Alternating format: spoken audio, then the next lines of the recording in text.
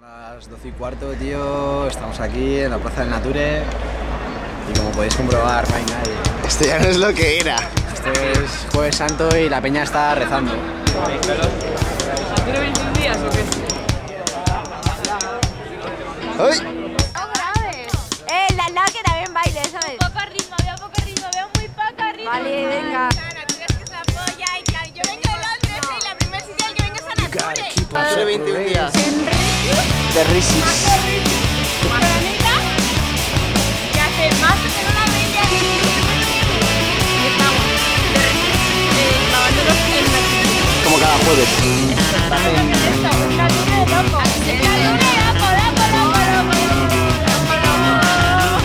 Es poco decir que es apoyo, ¿sabes? Pablo Yarno. Pablo Yarno, sí, soy yo.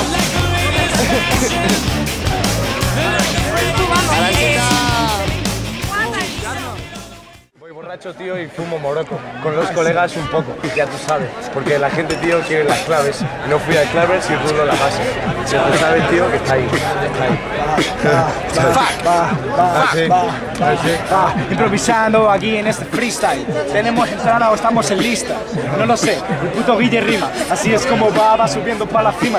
Así es como va, yo tengo el flow. Con 2 o 3 colegas ya montamos el show. Me salgo de la base, no tengo clase, no hay por qué preocuparse. El puto Guille está aquí, el rey del desfase. Así es como va, con un vaso de whisky.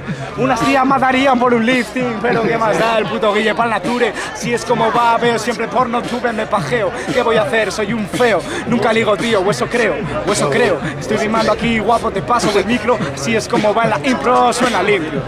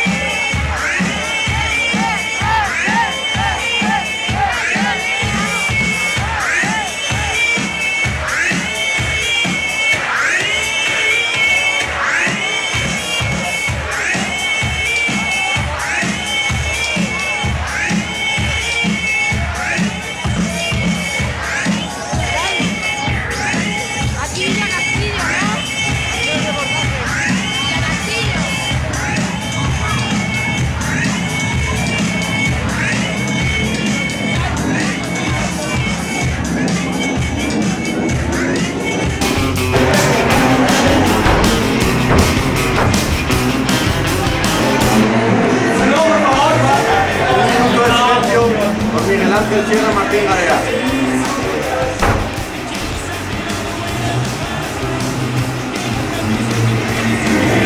Haga marihuana minimal.